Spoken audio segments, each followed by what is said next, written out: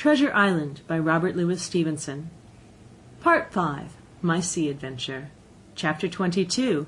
How My Sea Adventure Began. There was no return of the mutineers, not so much as another shot out of the woods. They had got their rations for that day, as the captain put it, and we had the place to ourselves, and a quiet time to overhaul the wounded and get dinner. Squire and I cooked outside in spite of the danger, and even outside we could hardly tell where we were at, for the horror of the loud groans that reached us from the doctor's patients. Out of the 8 men who had fallen in the action, only 3 still breathed. That one of the pirates who had been shot at the loophole, Hunter, and Captain Smollett, and of these the first 2 were as good as dead. The mutineer, indeed, died under the doctor's knife, and Hunter, do what we could, never recovered consciousness in this world. He lingered all day, breathing loudly like the old buccaneer at home in his apoplectic fit.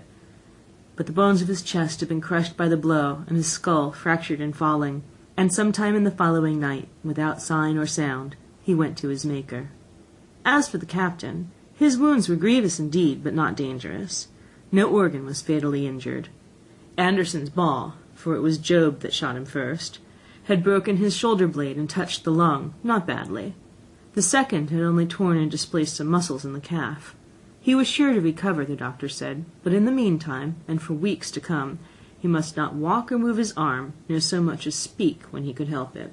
My own accidental cut across the knuckles was a flea bite. Dr. Livesey patched it up with plaster, and pulled my ears for me into the bargain.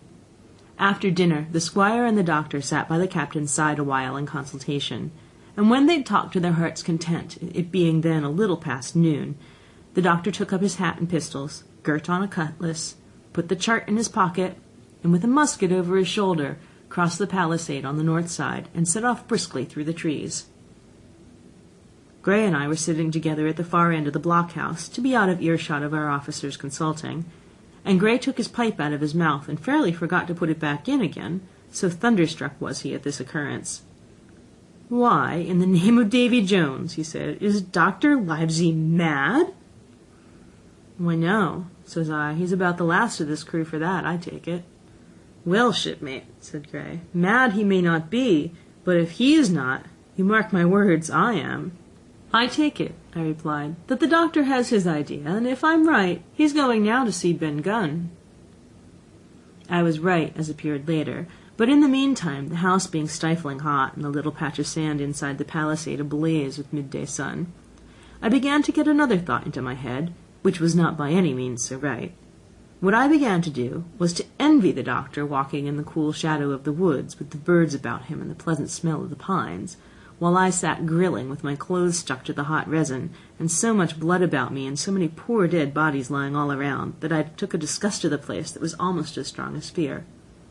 All the time I was washing out the blockhouse, and then washing up the things from dinner, this disgust and envy kept growing stronger and stronger, till at last, being near a bread bag and no one then observing me, I took the first step toward my escapade, and filled both pockets of my coat with biscuit.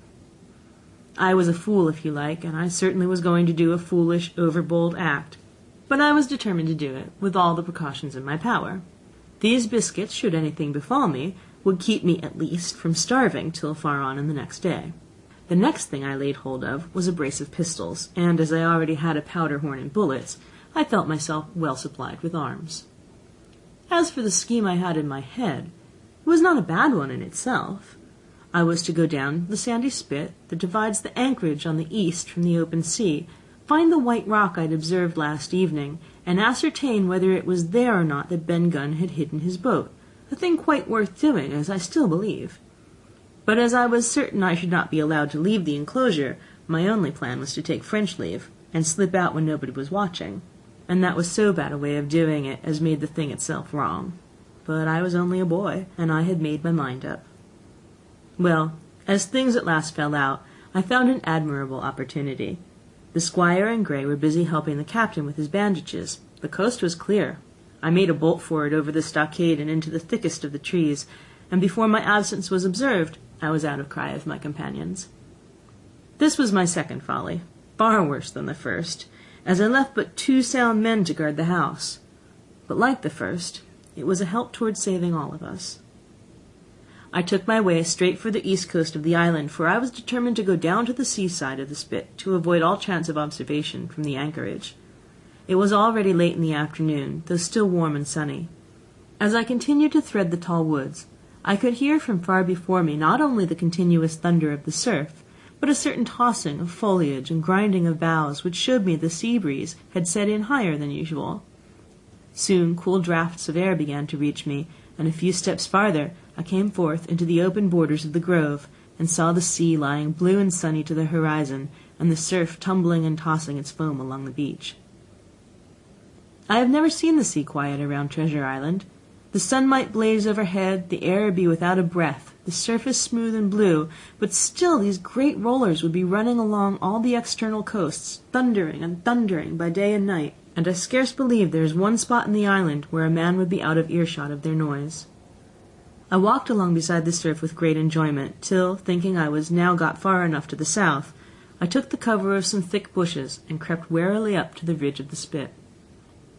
Behind me was the sea, in front the anchorage. The sea breeze, as though it had the sooner blown itself out by its unusual violence, was already at an end. It had been succeeded by light variable airs from the south and southeast, carrying great banks of fog, and the anchorage, under the lee of Skeleton Island, lay still and leaden as when we first entered it. The Hispaniola, in that unbroken mirror, was exactly portrayed from the truck to the waterline, the Jolly Roger hanging from her peak. Alongside lay one of the gigs, silver in the stern sheets, him I could always recognize, while a couple of men were leaning over the stern bulwarks, one of them with a red cap, the very rogue I'd seen some hours before stride legs upon the palisade. Apparently they were talking and laughing, though at that distance, upwards of a mile, I could of course hear no word of what was said. All at once there began the most horrid, unearthly screaming, which at first startled me badly, though I had soon remembered the voice of Captain Flint, and even thought I could make out the bird by her bright plumage, as she sat perched upon her master's wrist. Soon after, the jolly boat shoved off and pulled for shore, and the man with the red cap and his comrade went below by the cabin companion. Just about the same time, the sun had gone down behind the spyglass, and as the fog was collecting rapidly, it began to grow dark in earnest. I saw I must lose no time if I were to find the boat that evening. The white rock, visible enough above the brush, was still some eighth of a mile further down the spit, and it took me a goodish while to get up with it, crawling, often on all fours, among the scrub. Night had almost come when I laid my hand on its rough sides. Right below it there was an exceedingly small hollow of green turf, hidden by banks and a thick underwood about knee-deep, that grew there very plentifully, and in the centre of the dell, sure enough, a little tent of goat-skins, like what the gypsies carry about with them in England. I dropped into the hollow, lifted the side of the tent, and there was Ben Gunn's boat, homemade if ever anything was homemade. A rude, lopsided framework of tough wood, and stretched upon that a covering of goatskin with the hair inside. The thing was extremely small, even for me, and I can hardly imagine that it could have floated with a full-sized man. There was one thwart, set as low as possible, a kind of stretcher in the bows, and a double paddle for propulsion. I had not then seen a coracle, such as the ancient Britons made, but I have seen one since, and I can give you no fairer idea of Ben Gunn's boat than by saying it was like the first and worst coracle ever made by man. But the great advantage of the coracle it certainly possessed, for it was exceedingly light and portable. Well, now that I had found the boat, you would have thought I'd had enough of truantry for once. But in the meantime I had taken another notion, and become so obstinately fond of it, that I would have carried it out, I believe, in the teeth of Captain Smollett himself. This was to slip out under cover of night, cut the Hispaniola adrift, and let her go ashore where she fancied. I had quite made up my mind that the mutineers, after their repulse of the morning, had nothing nearer their hearts than to up anchor and away to sea. This, I thought, it would be a fine thing to prevent, and now that I had seen how they left their watchmen unprovided with a boat, I thought it might be done with a little risk. Down I sat to wait for darkness, and made a hearty meal of biscuit. It was a night out of 10,000 for my purpose. The fog had now buried all heaven. As the last rays of daylight dwindled and disappeared, absolute blackness settled down on Treasure Island. And when at last I shouldered the coracle and groped my way stumblingly out of the hollow where I had supped, there were but 2 points visible on the whole anchorage. One was the great fire on shore, by which the defeated pirates lay carousing in the swamp. The other, a mere blur of light upon the darkness, indicated the position of the anchored ship. She had swung round to the ebb. Her bow was now toward me. The only lights on board were in the cabin, and what I saw was merely a reflection on the fog of the strong rays that flowed from the stern window. The ebb had already run some time, and I had to wade through a long belt of swampy sand, where I sank several times above the ankle before I came to the edge of the retreating water, and wading a little way in, with some strength and dexterity, set my coracle keel downwards on the surface. End of chapter 22. Chapters 23 to 24. Chapter 23. The Ebb Tide Runs. The Coracle, as I had ample reason to know before I was done with her, was a very safe boat for a person of my height and weight, both buoyant and clever in a seaway. But she was the most cross-grained, lopsided craft to manage. Do as you please, she always made more leeway than anything else, and turning round and around was the manoeuvre she was best at. Even Ben Gunn himself has admitted that she was quare to handle till you knew her way. Certainly, I did not know her way. She turned in every direction but the one I was bound to go. The most part of the time we were broadside on, and I am very sure I never should have made the ship at all but for the tide. By good fortune, paddle as I please, the tide was still sweeping me down, and there lay the Hispaniola right in the fairway, hardly to be missed. First she loomed before me like a blot of something yet blacker than darkness. Then her spars and hull began to take shape, and the next moment, as it seemed, for the further I went the brisker grew the current of the ebb, I was alongside of her hawser and had laid hold. The hawser was as taut as a bowstring, and the current so strong she pulled upon her anchor. All around the hull in the blackness the rippling current bubbled and chattered like a little mountain stream. One cut with my sea-gully and the Hispaniola would go humming down the tide. So far so good, but it next occurred to my recollection that a taut hawser, suddenly cut, is a thing as dangerous as a kicking horse. 10 to 1, if I were so foolhardy as to cut the Hispaniola from her anchor, I and the Coracle would be knocked clean out of the water. This brought me to a full stop, and if fortune had not again particularly favoured me, I should have had to abandon my design. But the light airs which had begun blowing from the south-east and south had hauled round after nightfall into the south-west. Just while I was meditating, a puff came, caught the Hispaniola, and forced her up into the current, and to my great joy I felt the hawser slacken in my grasp, and the hand by which I held it dip for a second under water. With that I made my mind up, took out my gully, opened it with my teeth, and cut one strand after another, till the vessel swung only by 2. Then I lay quiet, waiting to sever these last when the strain should be once more lightened by a breath of wind. All this time I heard the sound of loud voices from the cabin, but, to say truth, my mind had been so entirely taken up with other thoughts that I had scarcely given ear. Now, however, when I had nothing else to do, I began to pay more heed. One I recognized for the coxswain's Israel Hands, that had been Flint's gunner in former days. The other was, of course, my friend of the red nightcap. Both men were plainly the worse for drink, and they were still drinking, for even while I was listening, one of them, with a drunken cry, opened the stern window and threw out something, which I divined to be an empty bottle. But they were not only tipsy, it was plain that they were furiously angry. Oaths flew like hailstones, and every now and then there came forth such an explosion as I thought was sure to end in blows. But each time the quarrel passed off, and the voices grumbled lower for a while, until the next crisis came, and in its turn passed away without result. On shore I could see the glow of the great campfire burning warmly through the shore-side trees. Someone was singing a dull old droning sailor's song with a droop and a quaver at the end of every verse, and seemingly no end to it at all, but the patience of the singer.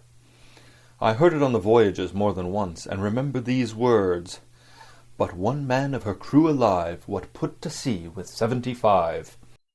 And I thought it was a ditty rather too dolefully appropriate for a company that had met such cruel losses in the morning. But indeed, from what I saw, all these buccaneers were as callous as the seas they sailed on. At last the breeze came, the schooner sidled and drew nearest in the dark. I felt the hawser slacken once more, and with a good tough effort cut the last fibres through. The breeze had but little action on the Coracle, and I was almost instantly swept against the bows of the Hispaniola.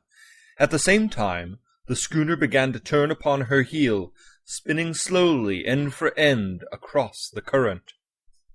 I wrought like a fiend, for I expected every moment to be swamped, and since I found I could not push the Coracle directly off, I now shoved straight astern. At length I was clear of my dangerous neighbour, and just as I gave the last impulsion, my hands came across a light cord that was trailing overboard, across the stern bulwarks. Instantly I grasped it. Why I should have done so I can hardly say. It was at first mere instinct, but once I had it in my hands, and found it fast, curiosity began to get the upper hand, and I determined I should have one look through the cabin window. I pulled in hand over hand on the cord, and when I judged myself near enough, rose at infinite risk to about half my height, and thus commanded the roof and a slice of the interior of the cabin.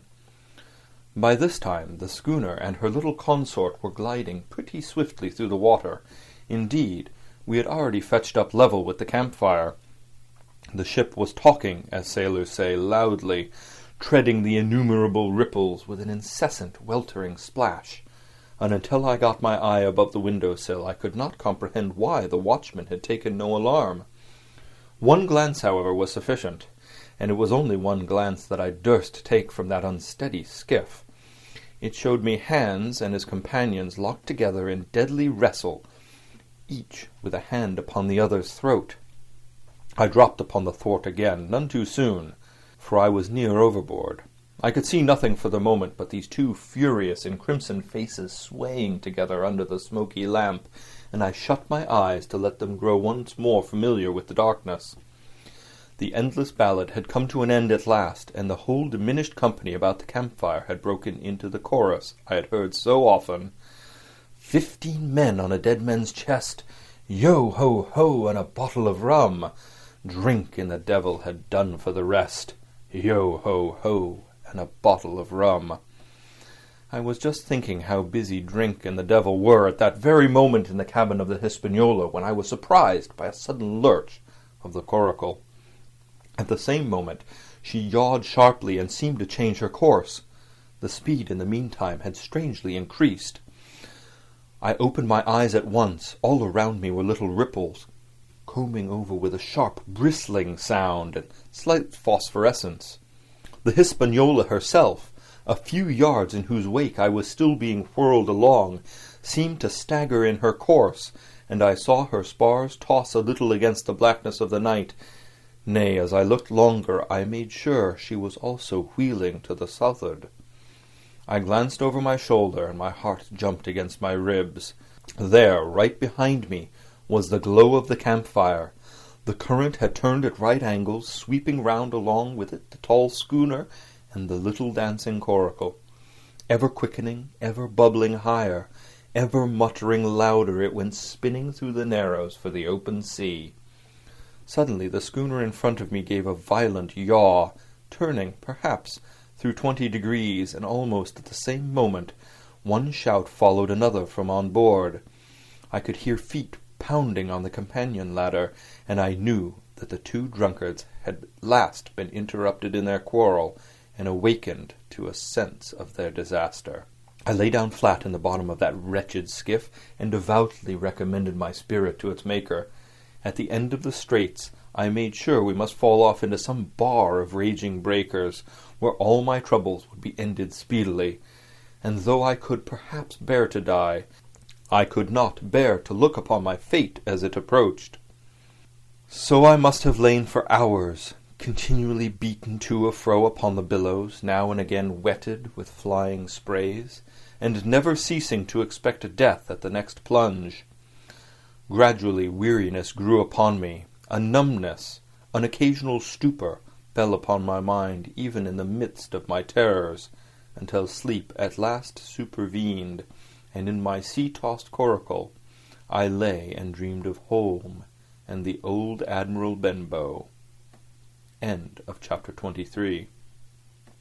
Chapter 24. The Cruise of the Coracle. It was broad day when I awoke and found myself tossing at the southwest end of Treasure Island. The sun was up, but was still hid from me behind the great bulk of the spyglass, which on this side descended almost to the sea in formidable cliffs. Haulbowline Head and Mizzenmast Hill were at my elbow, the hill bare and dark, the head bound with cliffs 40 or 50 feet high and fringed with great masses of fallen rock. I was scarce a quarter of a mile to seaward, and it was my first thought to paddle in and land. The notion was soon given over. Among the fallen rocks the breakers spouted and bellowed. Loud reverberations, heavy sprays flying and falling, succeeded one another from second to second, and I saw myself, if I ventured nearer, dashed to death upon the rough shore, or spending my strength in vain to scale the beetling crags. Nor was that all, for crawling together on the flat tables of rock, or letting themselves drop into the sea with loud reports, I beheld huge, slimy monsters, soft snails, as it were, of incredible bigness, 2 or 3 score of them together, making the rocks to echo with their barkings. I have understood since that they were sea lions and entirely harmless, but the look of them, added to the difficulty of the shore and the high running of the surf, was more than enough to disgust me of that landing-place. I felt willing rather to starve at sea than to confront such perils. In the meantime, I had a better chance, as I supposed, before me. North of Haulbowline Head, the land runs in a long way, leaving at low tide a long stretch of yellow sand. To the north of that again there comes another cape, Cape of the Woods as it was marked upon the chart, buried in tall green pines which descended to the margin of the sea. I remembered what Silver had said about the current that sets northward along the whole west coast of Treasure Island, and seeing from my position that I was already under its influence, I preferred to leave Haulbowline Head behind me and reserve my strength for an attempt to land upon the kindlier-looking Cape of the Woods. There was a great smooth swell upon the sea, the wind blowing steadily and gently from the south. There was no contrariety between that and the current, and the billows rose and fell unbroken. Had it been otherwise, I must long ago have perished. But as it was surprising how easily and securely my little and light boat could ride. Often, as I still lay at the bottom and kept no more than an eye above the gunwale, I would see a big blue summit heaving close above me. Yet the coracle would but bounce a little, dance as if on springs, and subside on the other side into the trough as lightly as a bird. I began after a little to grow very bold, and sat up to try my skill at paddling. But even a small change in the disposition of the weight will produce violent changes in the behavior of a coracle, and I had hardly moved before the boat, giving up at once her gentle dancing movement, ran straight down a slope of water so steep that it made me giddy, and struck her nose with a spout of spray deep into the side of the next wave. I was drenched and terrified, and fell instantly back into my old position, whereupon the coracle seemed to find her head again, and led me as softly as before among the billows. It was plain she was not to be interfered with, and at that rate, since I could no way influence her course, what hope had I left of reaching land? I began to be horribly frightened, but I kept my head for all of that. First, moving with all care, I gradually bailed out the coracle with my sea-cap. Then, getting my eye once more above the gunwale, I set myself to study how it was she managed to slip so quietly through the rollers. I found each wave, instead of the big, smooth, glossy mountain it looks from the shore or from the vessel's deck, was for all the world like any range of hills on dry land, full of peaks and smooth places and valleys. The Coracle, left to herself, turning from side to side, threaded, so to speak, her way through these lower parts and avoided the steep slopes and higher, toppling summits of the wave. Well now, thought I to myself, it is plain I must lie where I am and not disturb the balance. But it is plain also that I can put the paddle over the side and from time to time in smooth places give her a shove or two towards the land.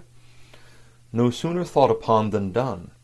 There I lay on my elbows in the most trying attitude, and every now and again gave a weak stroke or two to turn her head towards shore. It was very tiring and slow work, yet I did visibly gain ground, and as we neared the Cape of the Woods, though I saw I must infallibly miss that point, I had still made some 100 yards of easting. I was indeed close in. I could see the cool green tree-tops swaying together in the breeze, and I felt sure I should make the next promontory without fail. It was high time, for I now began to be tortured with thirst. The glow of the sun from above, its thousandfold reflections from the waves, the sea-water that fell and dried upon me, caking my very lips with salt, combined to make my throat burn and my brain ache. The sight of the trees so near at hand had almost made me sick with longing, but the current had soon carried me past the point, and as the next reach of sea opened out, I beheld a sight that changed the nature of my thoughts. Right in front of me, not a half a mile away, I beheld the Hispaniola under sail. I made sure, of course, that I should be taken, but I was so distressed for want of water that I scarce knew whether to be glad or sorry at the thought, and long before I had come to a conclusion, surprise had taken entire possession of my mind, and I could do nothing but stare and wonder. The Hispaniola was under her mainsail, and 2 jibs, and the beautiful white canvas shone in the sun like snow or silver. When I first sighted her, all her sails were drawing, and she was laying a course about northwest, and I presumed the men on board were going around the island on their way back to the Anchorage. Presently she began to fetch more and more to the westward, so that I thought they had sighted me and were going about in chase. At last, however, she fell right into the wind's eye, was taken dead aback, and stood there a while helpless with her sails shivering. "Clumsy fellows," said I, "they must still be as drunk as owls," and I thought how Captain Smollett would have sent them skipping.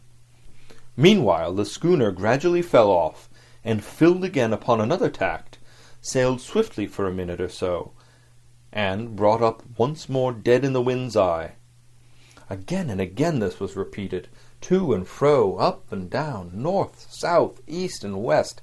The Hispaniola sailed by swoops and dashes, and at each repetition ended as she had begun, with idly flapping canvas. It became plain to me that nobody was steering, and if so, where were the men? Either they were dead drunk, or had deserted her, I thought, and perhaps, if I could get on board, I might return the vessel to her captain. The current was bearing Coracle and schooner, southward at an equal rate.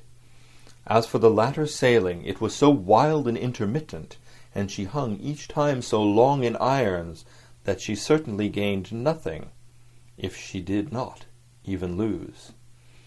If I only dared to sit up and paddle, I made sure that I could overhaul her. The scheme had an air of an adventure that inspired me, and the thought of the water-breaker inside the fore-companion doubled my growing courage. Up I got, was welcomed almost instantly by another cloud of spray, but this time stuck to my purpose and set myself with all my strength and caution to paddle after the unsteered Hispaniola. Once I shipped a sea so heavy that I had to stop and bail, with my heart fluttering like a bird, but gradually I got into the way of the thing and guided my Coracle among the waves, with only now and then a blow upon her bows and a dash of foam in my face. I was now gaining rapidly on the schooner. I could see the brass glisten on the tiller as it banged about, and still no soul appeared upon her decks. I could not choose but suppose she was deserted. If not, then the men were lying drunk below, where I might batten them down perhaps, and do what I chose with the ship. For some time she had been doing the worst thing possible for me, standing still. She headed nearly due south, yawing, of course, all the time. Each time she fell off, her sails partly filled, and these brought her in a moment right to the wind again. I have said this was the worst possible thing for me, for helpless as she looked in this situation, with the canvas cracking like cannons and the blocks trundling and banging on the deck, she still continued to run away from me, not only with the speed of the current, but by the whole amount of her leeway, which was naturally great. But now, at last, I had my chance. The breeze fell for some seconds, very low, and the current gradually turning her, the Hispaniola revolved slowly round her centre, and at last presented me her stern, with the cabin window still gaping open, and the lamp over the table still burning on into the day. The mainsail hung drooped like a banner. She was stock still but for the current. For the last little while I had even lost, but now, redoubling my efforts, I began once more to overhaul the chase. I was not 100 yards from her when the wind came up again in a clap. She filled on the port tack and was off again, stooping and skimming like a swallow. My first impulse was one of despair, but my second was towards joy. She came round till she was broadside on to me, round still till she had covered a half, and then 2/3, and then 3/4 of the distance that separated us. I could see the waves boiling white under her forefoot. Immensely tall she looked to me from my low station in the Coracle. And then, of a sudden, I began to comprehend. I had scarce time to think, scarce time to act and save myself. I was on the summit of one swell when the schooner came stooping over the next. The bowsprit was over my head. I sprang to my feet and leaped, stamping the Coracle under water. With one hand I caught the jib-boom while my foot was lodged between the stay and the brace, and as I still clung there panting, a dull blow told me that the schooner had charged down upon and struck the Coracle, and I was left without retreat on the Hispaniola. End of Chapter 24. Chapter 25. I Strike the Jolly Roger. I had scarce gained a position on the bowsprit when the flying jib flapped and filled upon the other tack with a report like a gun. The schooner trembled to her keel under the reverse, but next moment, the other sails still drawing, the jib flapped back again and hung idle. This had nearly tossed me off into the sea, and now I lost no time, crawled back along the bowsprit, and tumbled head foremost on the deck. I was on the lee side of the forecastle, and the mainsail, which was still drawing, concealed from me a certain portion of the afterdeck. Not a soul was to be seen. The planks, which had not been swabbed since the mutiny, bore the print of many feet, and an empty bottle, broken by the neck, tumbled to and fro like a live thing in the scuppers. Suddenly, the Hispaniola came right into the wind. The jibs behind me cracked aloud. The rudder slammed to. The whole ship gave a sickening heave and shudder, and at the same moment the main boom swung inboard, the sheet groaning in the blocks, and showed me the lee afterdeck. There were the two watchmen, sure enough, Redcap on his back, as stiff as a handspike, with his arms stretched out like those of a crucifix and his teeth showing through his open lips. Israel Hands propped against the bulwarks, his chin on his chest, his hands lying open before him on the deck, his face as white, under its tan, as a tallow candle. For a while the ship kept bucking and sidling like a vicious horse, the sails filling, now on one tack, now on another, and the boom swinging to and fro, till the mast groaned aloud under the strain. Now and again, too, there would come a cloud of light sprays over the bulwark, and a heavy blow of the ship's bows against the swell. So much heavier weather was made of it by this great rigged ship than by my home-made lopsided coracle, now gone to the bottom of the sea. At every jump of the schooner, Redcap slipped to and fro, but, what was ghastly to behold, neither his attitude nor his fixed teeth-disclosing grin was any way disturbed by this rough usage. At every jump, too, Hands appeared still more to sink into himself and settle down upon the deck, his feet sliding ever the farther out, and the whole body canting towards the stern, so that his face became, little by little, hid from me, and at last I could see nothing beyond his ear and the frayed ringlet of one whisker. At the same time I observed, around both of them, splashes of dark blood upon the planks, and began to feel sure that they had killed each other in their drunken wrath. While I was thus looking and wondering in a calm moment, when the ship was still, Israel Hands turned partly round, and with a low moan writhed himself back to the position in which I had seen him first. The moan, which told of pain and deadly weakness, and the way in which his jaw hung open, went right to my heart. But when I remembered the talk I had overheard from the apple barrel, all pity left me. I walked aft until I reached the mainmast. "Come aboard, Mr. Hands," I said ironically. He rolled his eyes round heavily, but he was too far gone to express surprise. All he could do was to utter one word: "Brandy." It occurred to me there was no time to lose, and dodging the boom as it once more lurched across the deck, I slipped aft and down the companion stairs into the cabin. It was such a scene of confusion as you can hardly fancy. All the lock-fast places had been broken open in the quest of the chart. The floor was thick with mud, where ruffians had sat down to drink or consult after wading in the marshes round their camp.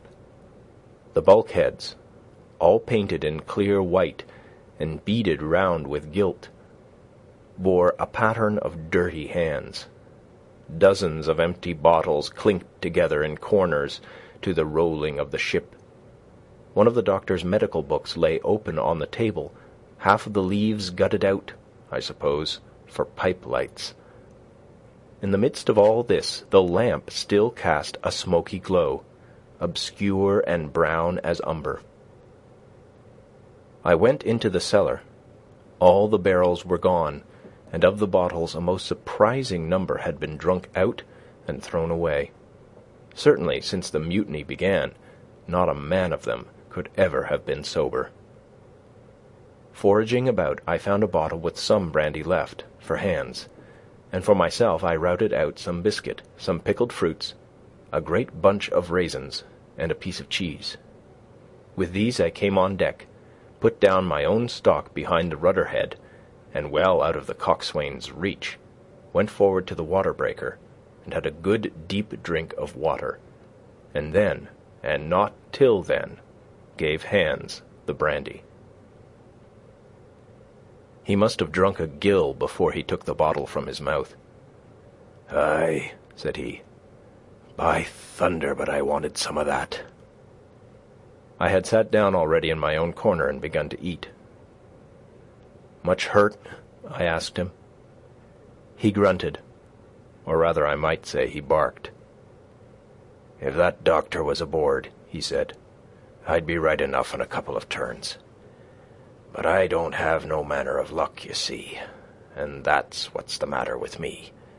As for that swab, he's good and dead, he is," he added, indicating the man with the red cap. "He warn't no seaman anyhow. And where mout you have come from?" "Well," said I, "I've come aboard to take possession of this ship, Mr. Hands, and you'll please regard me as your captain until further notice." He looked at me sourly enough, but said nothing. Some of the colour had come back into his cheeks, though he still looked very sick, and still continued to slip out and settle down as the ship banged about. "By the by," I continued, "I can't have these colours, Mr. Hands, and by your leave I'll strike 'em. Better none than these." And again dodging the boom, I ran to the colour lines, handed down the cursed black flag, and chucked it overboard. "God save the King," said I, waving my cap, "and there's an end to Captain Silver." He watched me keenly and slyly, his chin all the while on his breast. "I reckon," he said at last, "I reckon, Cap'n Hawkins, you'll kind of want to get ashore now. Suppose we talks?" "Why, yes," says I, "with all my heart, Mr. Hands. Say on." And I went back to my meal with a good appetite. "This man," he began, nodding feebly at the corpse. "O'Brien were his name, a rank Irelander. This man and me got the canvas on her, meaning for to sail her back. Well, he's dead now, he is, as dead as bilge, and who's to sail this ship I don't see, without I gives you a hint. You ain't that man as far as I can tell. Now look here, you gives me food and drink and an old scarf or handkercher to tie my wound up, you do, and I'll tell you how to sail her, and that's about square all round, I take it." "I'll tell you one thing," says I. "I'm not going back to Captain Kidd's Anchorage. I mean to get into North Inlet and beach her quietly there." "To be sure you did," he cried. "Why, I ain't sich an infernal lubber after all. I can see, can't I? I've tried my fling, I have, and I've lost, and it's you has the wind of me. North Inlet, why, I haven't no choice, not I. I'd help you sail her up to Execution Dock, by thunder, so I would."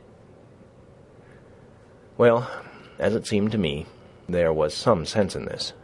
We struck our bargain on the spot. In 3 minutes I had the Hispaniola sailing easily before the wind along the coast of Treasure Island, with good hopes of turning the northern point ere noon and beating down again as far as North Inlet before high water, when we might beach her safely and wait till the subsiding tide permitted us to land. Then I lashed the tiller and went below to my own chest, where I got a soft silk handkerchief of my mother's. With this, and with my aid, Hands bound up the great bleeding stab he had received in the thigh. And after he had eaten a little, and had a swallow or two more of the brandy, he began to pick up visibly, sat straighter up, spoke louder and clearer, and looked in every way another man. The breeze served us admirably. We skimmed before it like a bird, the coast of the island flashing by and the view changing every minute. Soon we were past the highlands and bowling beside low, sandy country, sparsely dotted with dwarf pines. And soon we were beyond that again, and had turned the corner of the rocky hill that ends the island on the north. I was greatly elated with my new command, and pleased with the bright sunshiny weather and these different prospects of the coast. I had now plenty of water and good things to eat, and my conscience, which had smitten me hard for my desertion, was quieted by the great conquest I had made. I should, I think, have had nothing left me to desire but for the eyes of the coxswain as they followed me derisively about the deck, and the odd smile that appeared continually on his face. It was a smile that had in it something both of pain and weakness, a haggard old man's smile, but there was, besides that, a grain of derision, a shadow of treachery in his expression as he craftily watched and watched and watched me at my work. End of chapter 25. Chapter 26. Israel Hands. The wind, serving us to a desire, now hauled into the west. we could run so much the easier from the northeast corner of the island to the mouth of the North Inlet.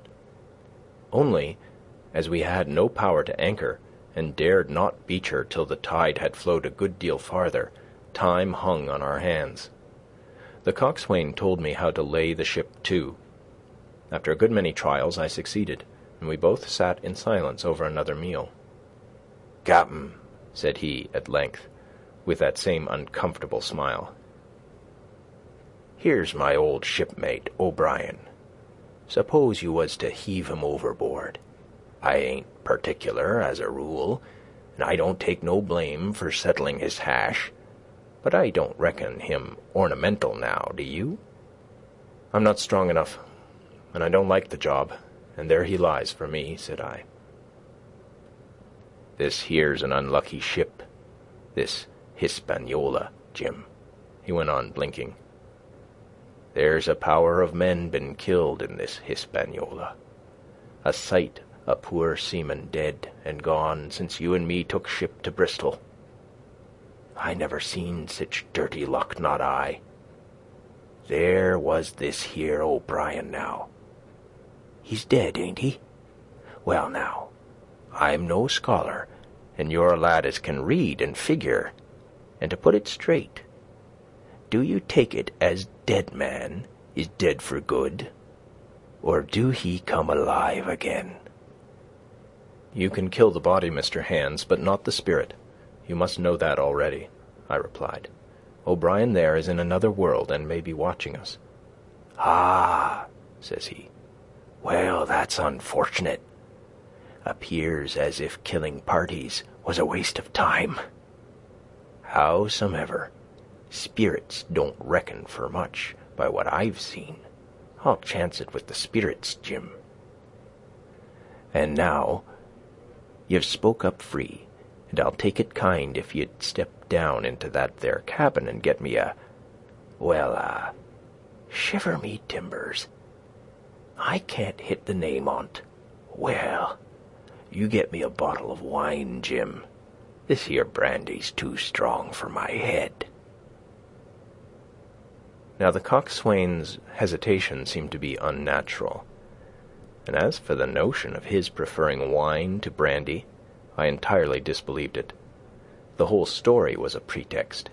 He wanted me to leave the deck, so much was plain, but with what purpose I could in no way imagine. His eyes never met mine. They kept wandering to and fro, up and down, now with a look to the sky, now with a flitting glance upon the dead O'Brien. All the time he kept smiling and putting his tongue out in the most guilty, embarrassed manner, so that a child could have told that he was bent on some deception. I was prompt with my answer, however, for I saw where my advantage lay, and that, with a fellow so densely stupid, I could easily conceal my suspicions to the end. "Some wine?" I said. "Far better. Will you have white or red?" "Well, I reckon it's about the blessed same to me, shipmate," he replied. "So it's strong and plenty of it. What's the odds?" "All right," I answered. "I'll bring you port, Mr. Hands, but I'll have to dig for it." With that I scuttled down the companion with all the noise I could, slipped off my shoes, ran quietly along the sparred gallery, mounted the forecastle ladder, and popped my head out of the fore companion. I knew he would not expect to see me there, yet I took every precaution possible, and certainly the worst of my suspicions proved too true. He had risen from his position to his hands and knees, and though his leg obviously hurt him pretty sharply when he moved, for I could hear him stifle a groan, yet it was at a good rattling rate that he trailed himself across the deck. In half a minute he had reached the port scuppers and picked, out of a coil of rope, a long knife, or rather a short dirk, discolored to the hilt with blood. He looked upon it for a moment, thrusting forth his underjaw, tried the point upon his hand, and then, hastily concealing it in the bosom of his jacket, trundled back again, into his old place against the bulwark. This was all that I required to know. Israel could move about. He was now armed, and if he had been at so much trouble to get rid of me, it was plain that I was meant to be the victim. What he would do afterwards, whether he would try to crawl right across the island from North Inlet to the camp among the swamps, or whether he would fire Long Tom, trusting that his own comrades might come first to help him, was of course more than I could say. Yet I felt sure that I could trust him in one point, since in that our interests jumped together, and that was in the disposition of the schooner. We both desired to have her stranded safe enough, in a sheltered place, and so that when the time came, she could be got off again with as little labor and danger as might be. And until that was done, I considered that my life would certainly be spared. While I was thus turning the business over in my mind, I had not been idle with my body. I had stolen back to the cabin, slipped once more into my shoes, and laid my hand at random on a bottle of wine. And now, with this for an excuse, I made my reappearance on the deck. Hans lay as I had left him, all fallen together in a bundle, and with his eyelids lowered as though he were too weak to bear the light. He looked up, however, at my coming, knocked the neck off the bottle like a man who had done the same thing often, and took a good swig, with his unfortunate toast of "Here's luck." Then he lay quiet for a little, and then, pulling out a stick of tobacco, begged me to cut him a quid. "Cut me a chunk of that," says he, "for I haven't no knife, and hardly strength enough, so be as I had. Ah, Jim, I reckon I've missed stays.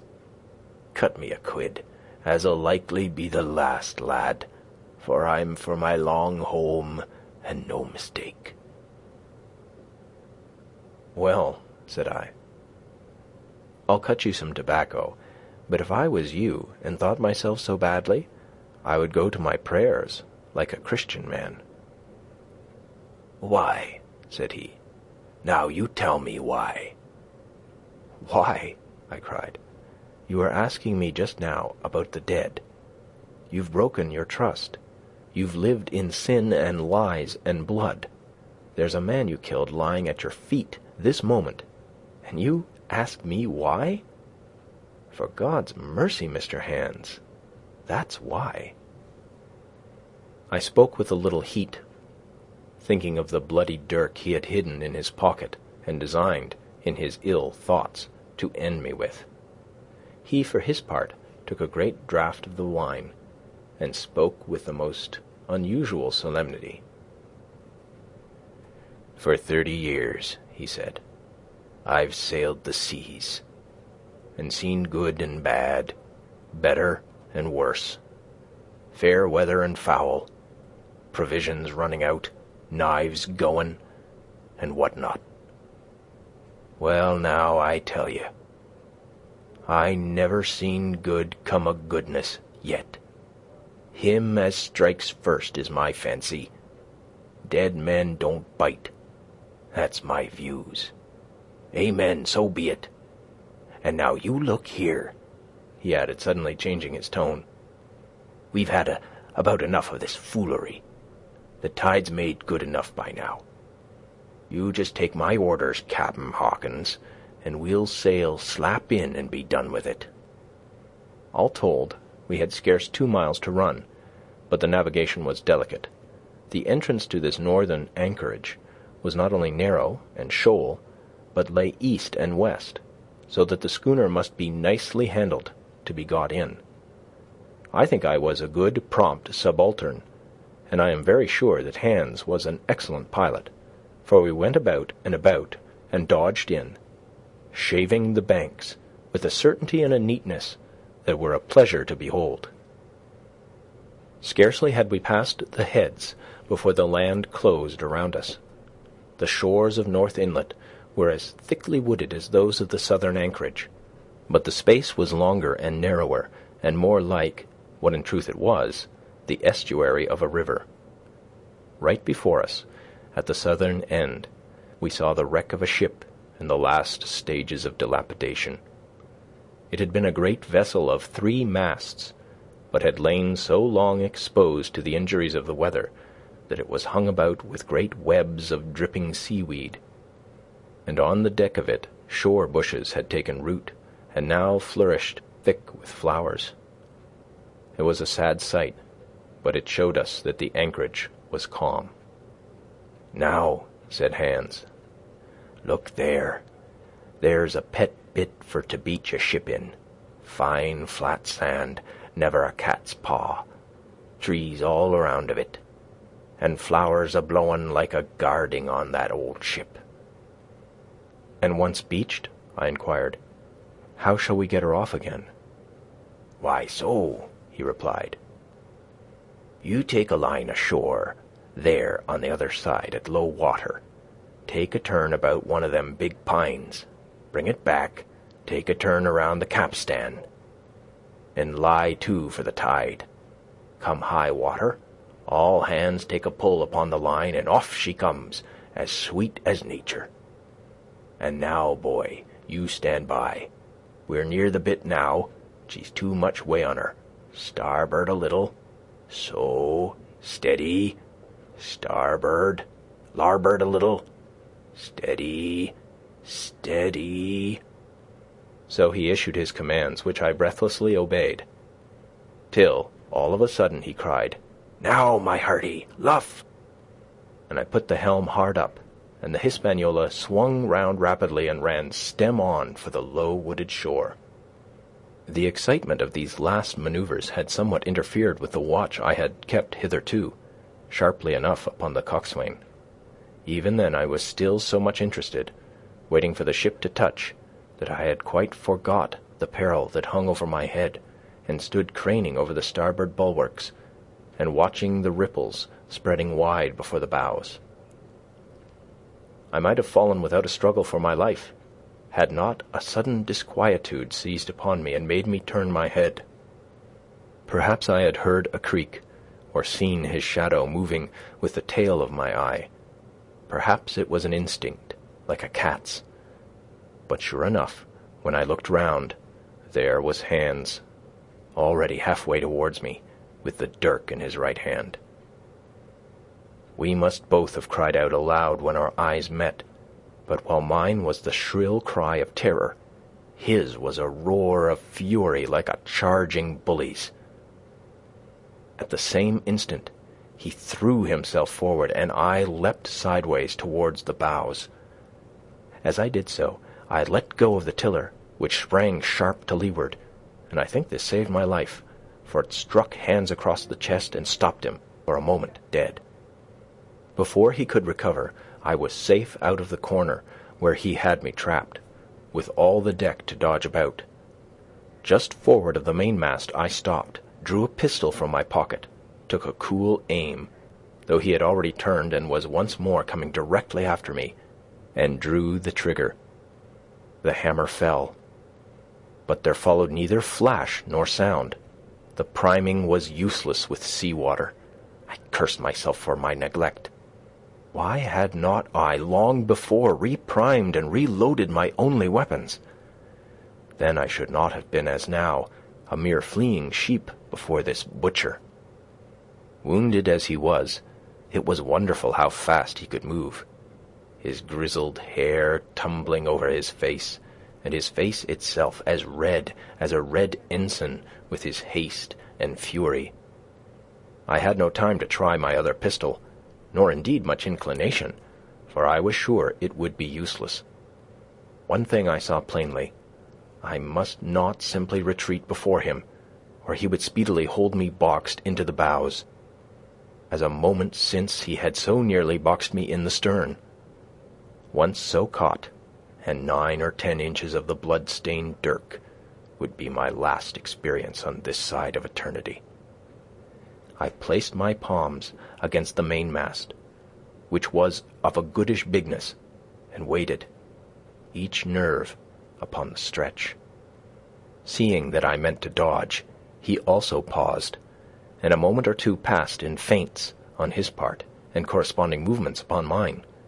It was such a game as I had often played at home about the rocks of Black Hill Cove, but never before, you may be sure, with such a wildly beating heart as now. Still, as I say, it was a boy's game, and I thought I could hold my own at it against an elderly seaman with a wounded thigh. Indeed, my courage had begun to rise so high that I allowed myself a few darting thoughts on what would be the end of the affair, and while I saw certainly that I could spin it out for long, I saw no hope of any ultimate escape. Well, while things stood thus, suddenly the Hispaniola struck, staggered, ground for an instant in the sand, and then, swift as a blow, canted over to the port side till the deck stood at an angle of 45 degrees, and about a puncheon of water splashed into the scupper holes and lay in a pool between the deck and bulwark. We were both of us capsized in a second, and both of us rolled almost together into the scuppers. The dead Redcap, with his arms still spread out, tumbling stiffly after us. So near were we, indeed, that my head came against the coxswain's foot with a crack that made my teeth rattle. Blow and all, I was the first afoot again, for hands had got involved with the dead body. The sudden canting of the ship had made the deck no place for running on. I had to find some new way of escape, and that upon the instant, for my foe was almost touching me. Quick as thought, I sprang into the mizzen shrouds, rattled up hand over hand, and did not draw a breath till I was seated on the cross trees. I had been saved by being prompt. The dirk had struck not half a foot below me as I pursued my upward flight, and there stood Israel Hands, with his mouth open and his face upturned to mine, a perfect statue of surprise and disappointment. Now that I had a moment to myself, I lost no time in changing the priming of my pistol, and then, having one ready for service, and to make assurance doubly sure, I proceeded to draw the load of the other and recharge it afresh from the beginning. My new employment struck Hands all of a heap. He began to see the dice going against him, and after an obvious hesitation, he also hauled himself heavily into the shrouds, and with the dirk in his teeth, began slowly and painfully to mount. It cost him no end of time and groans to haul his wounded leg behind him, and I had quietly finished my arrangements before he was much more than a third of the way up. Then, with a pistol in either hand, I addressed him. "One more step, Mr. Hands," said I, "and I'll blow your brains out. Dead men don't bite, you know," I added with a chuckle. He stopped instantly. I could see by the working of his face that he was trying to think, and the process was so slow and laborious that in my newfound security I laughed aloud. At last, with a swallow or two, he spoke, his face still wearing the same expression of extreme perplexity. In order to speak, he had to take the dagger from his mouth, but in all else he remained unmoved. "Jim," says he, "I reckon we're fouled, you and me, and we'll have to sign articles. I'd have had you but for that there lurch, but I don't have no luck, not I, and I reckon I'll have to strike, which comes hard, you see, for a master mariner to a ship's younker like you, Jim." I was drinking in his words and smiling away, as conceited as a cock upon a wall, when all in a breath, back went his right hand over his shoulder. Something sang like an arrow through the air. I felt a blow and then a sharp pang, and there I was, pinned by the shoulder to the mast. In the horrid pain and surprise of the moment, I scarce can say it was by my own volition, and I am sure it was without a conscious aim. Both my pistols went off, and both escaped out of my hands. They did not fall alone. With a choked cry, the coxswain loosed his grip upon the shrouds and plunged head first into the water. End of chapter 26. Chapter 27. Pieces of 8. Owing to the cant of the vessel, the masts hung far out over the water, and from my perch on the crosstrees I had nothing below me but the surface of the bay. Hans, who was not so far up, was in consequence nearer to the ship, and fell between me and the bulwarks. He rose once to the surface in a lather of foam and blood, and then sank again for good. As the water settled, I could see him lying huddled together on the clean, bright sand in the shadow of the vessel's sides. A fish or two whipped past his body. Sometimes, by the quivering of the water, he appeared to move a little, as if he were trying to rise. But he was dead enough for all that, being both shot and drowned, and was food for fish in the very place where he had designed my slaughter. I was no sooner certain of this than I began to feel sick, faint, and terrified. The hot blood was running over my back and chest. The dirk, where it had pinned my shoulder to the mast, seemed to burn like a hot iron. Yet it was not so much these real sufferings that distressed me, for these it seemed to me I could bear without a murmur. It was the horror I had upon my mind of falling from the crosstrees into that still green water, beside the body of the coxswain. I clung with both hands until my nails ached, and I shut my eyes as if to cover up the peril. Gradually my mind came back again, my pulses quieted down to a more natural time, and I was once again in possession of myself. It was my first thought to pluck forth the dirk, but either it stuck too hard or my nerve failed me, and I desisted with a violent shudder. Oddly enough, that very shudder did the business. The knife, in fact, had come the nearest in the world to missing me altogether. It held me by a mere pinch of skin, and this the shudder tore away. The blood ran down the faster, to be sure, but I was my own master again, and only tacked to the mast by my coat and shirt. These last I broke through with a sudden jerk, and then regained the deck by the starboard shrouds. For nothing in the world would I have again ventured, shaken as I was, upon the overhanging port shrouds from which Israel had so lately fallen. I went below and did what I could for my wound. It pained me a good deal and still bled freely, but it was neither deep nor dangerous, nor did it greatly gall me when I used my arm. Then I looked around me, and as the ship was now in a sense my own, I began to think of clearing it from its last passenger, the dead man O'Brien. He had pitched, as I have said, against the bulwarks, where he lay like some horrible, ungainly sort of puppet, life-size indeed, but how different from life's colour or life's comeliness. In that position I could easily have my way with him, and as the habit of tragical adventures had worn off almost all my terror for the dead, I took him by the waist as if he had been a sack of bran, and with one good heave tumbled him overboard. He went in with a sounding plunge. The red cap came off and remained floating on the surface, and as soon as the splash subsided I could see him and Israel lying side by side, both wavering with the tremulous movement of the water. O'Brien, though still quite a young man, was very bold. There he lay with that bold head across the knees of the man who had killed him, and the quick fishes steering to and fro over both. I was now alone upon the ship. The tide had just turned. The sun was within so few degrees of setting that already the shadow of the pines upon the western shore began to reach right across the anchorage and fall in patterns on the deck. The evening breeze had sprung up, and though it was well warded off by the hill with the two peaks upon the east, the cordage had begun to sing a little softly to itself, and the idle sails to rattle to and fro. I began to see a danger to the ship. The jibs I speedily doused and brought tumbling to the deck, but the mainsail was a harder matter. Of course, when the schooner canted over, the boom had a swing outboard, and the cap of it and a foot or two of sail hung even under the water. I thought this made it still more dangerous, yet the strain was so heavy that I half feared to meddle. At last I got my knife and cut the halyards. The peak dropped instantly, a great belly of loose canvas floated broad upon the water, and since, pull as I liked, I could not budge the downhaul, that was the extent of what I could accomplish. For the rest, the Hispaniola must trust to luck, like myself. By this time the whole anchorage had fallen into shadow. The last rays, I remember, falling through a glade of the wood and shining bright as jewels on the flowery mantle of the wreck. It began to be chill. The tide was rapidly fleeting seaward, the schooner settling more and more on her beam ends. I scrambled forward and looked over.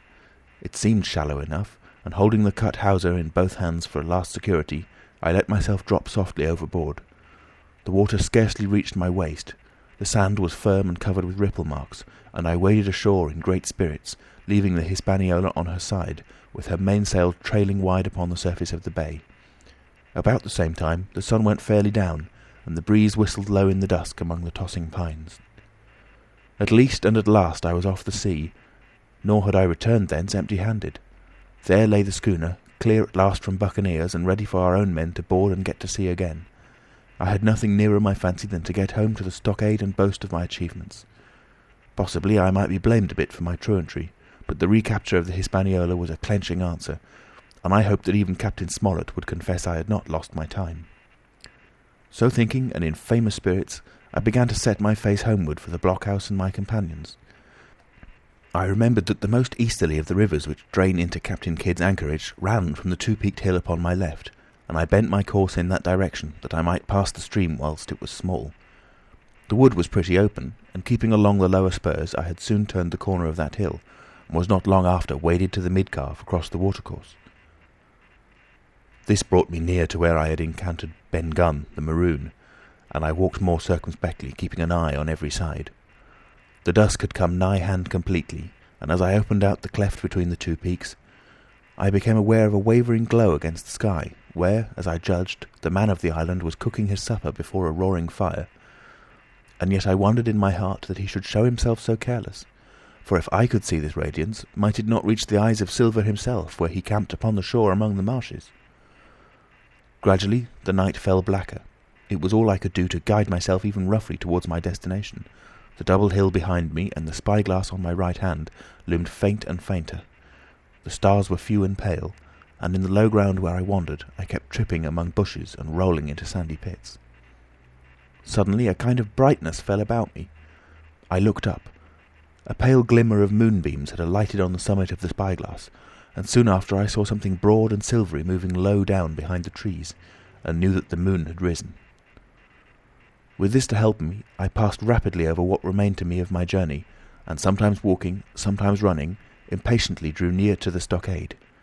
Yet, as I began to thread the grove that lies before it, I was not so thoughtless but that I slacked my pace, and went a trifle warily. It would have been a poor end of my adventures to get shot down by my own party in mistake. The moon was climbing higher and higher. Its light began to fall here and there in masses through the more open districts of the wood, and right in front of me a glow of a different colour appeared among the trees. It was red and hot, and now and again it was a little darkened, as it were the embers of a bonfire smouldering. For the life of me, I could not think what it might be. At last I came right down upon the borders of the clearing. The western end was already steeped in moonshine. The rest, and the blockhouse itself, still lay in a black shadow checkered with long silvery streaks of light.